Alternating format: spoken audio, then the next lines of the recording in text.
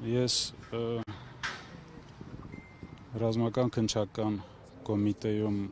հարցաքննվելը ինձ թվում է ձեր տեղեկությունները ճիշտ չի, որ 44 օրյա պատերազմի հարցերով է, հիմնականում դա կապված է 23 թվականի տեղի ունեցած իրադարձությունների, ռազմական գործողությունների եւ դրա հետևանքների, թե ինչ հարցեր է բարձրացնում հաշվի առնելով նախաքննության գաղտնիքը, այս բան չեմ կարող հրապարակեմ, երևի դա ճիշտ կլինի փաստաբանը մեկնաբանի, մենք երբևիցե չենք խուսափել ներկայանալու վարույթ իրականացնող մարմիններ եւ տալ համապատասխան հարցերի պատասխաններ, այսօր եւս որոշակի հարցեր է առաջացել վարույթ իրականացնող մարմնի կողմից եւ մենք բարձրաբանում ենք տվել այդ հարցերին։ Պարոն Շարամանյան, մամուլում գրվում է, որ հնարավոր էր այսօր ձեզ մեղադրանք առաջադրեին եւ որպես խափանման միջոց կալանքը լիներ, որևէ մեղադրանք առաջադրվել է ձեզ այսօր։ Ինձ այսօր հարցաքննել են վկայի կարգավիճակով։ Բայց այդպիսի վտանգ կա։ Այս բան ես չեմ տեսնում, չեմ կարող մեկնաբանել։ Պարոն Շարամանյան, այսօր Մայրաթորում ժամը 17:00-ին 10 եպիսկոպոսները, որոնց թվում է նաև Արցախի թեմի առաջնորդը, հրավիրել են այսպես ասած վեհափառին հանգստի ուղարկելու հավաք, հակառակողմից Մայրաթորից էլ ժամերգության են հրավիրել, դուք այնտեղ լինելու եք ժամերգության կամ որ կողմում եք լինելու, եթե մասնակցելու եք։ Ես իմ տեսակետը եւ կարծիքը այդ գործընթացի վերաբերյալ առիթ եմ ունեցել նաեւ լրատվամիջոցների ներկայությամբ արտահայտել, շատ ցավալի է, որ այդ հարցի լուծումները իրականացվում են լայն հասարակության ներգրավման հետ զուգահեռ, իմ կարծիքով դա պետք է իրականացվել այլ ձևով, փակ դռների ետևում, հնարավոր է, որ լինեն հարցեր, որը պետք է լուծումներ ստանան,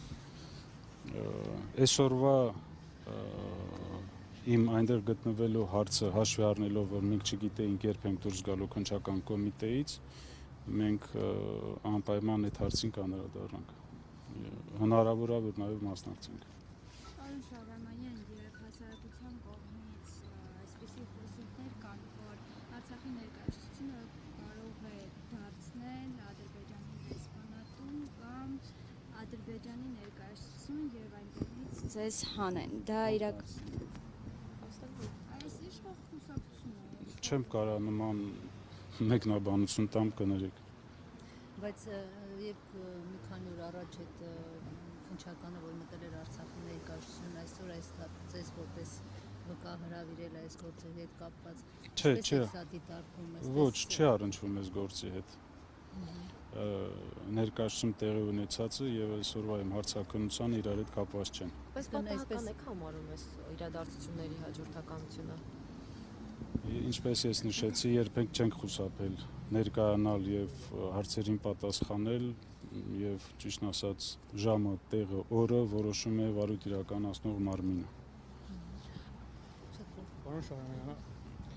Կամո Վարդանյանը կար ադրբեջանցիների ներկայացրած ցուցակում, երեք ձեր փաստաբանն է այս թեմայով խոսել,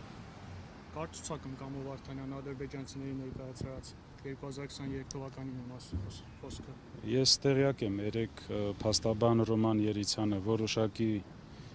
տեղեկություններ է ներկայացրել, տրամադրել հանրությանը կապված գերեվարված անձանց հետ, որը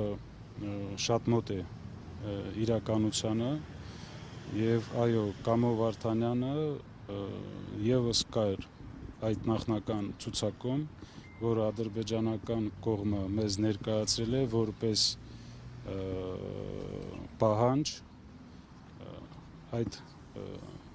ճանապարհը բացելու եւ բնակչության տեղափոխման դուրս բերման գործընթացը կազմակերպելու համար եւ այո, այդ մարդիկ տեղյակ էին, որ Ադրբեջանը ունի նման որոշում եւ մնացել են եւ ապահովել են անվտանգ բնակչության դուրսբերման գործընթաց։ Պարոն Շարամանյան, դեկտեմբերի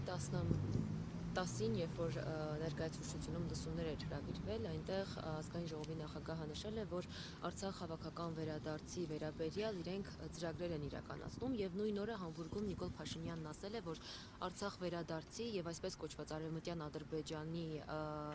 հարցերը առաջարկում է փակել։ Դուք ինչ դիրքորոշում ունեք, երբ որ երկու այդ հարցերը հավասարության նշան են դրվում այդ հարցերի միջև եւ Արցախ վերադարձի վերաբերյալ ինչ եք կարծում։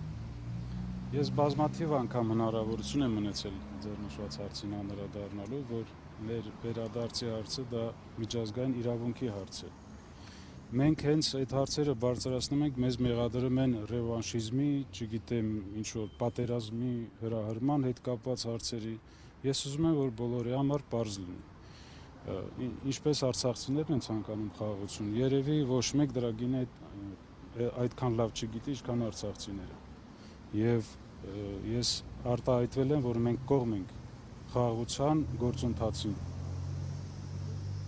Դրան դեմ չի կարող մարդ լինի, ով տեսել է այդ պատերազմի հետևանքները, այդ դժվարությունները։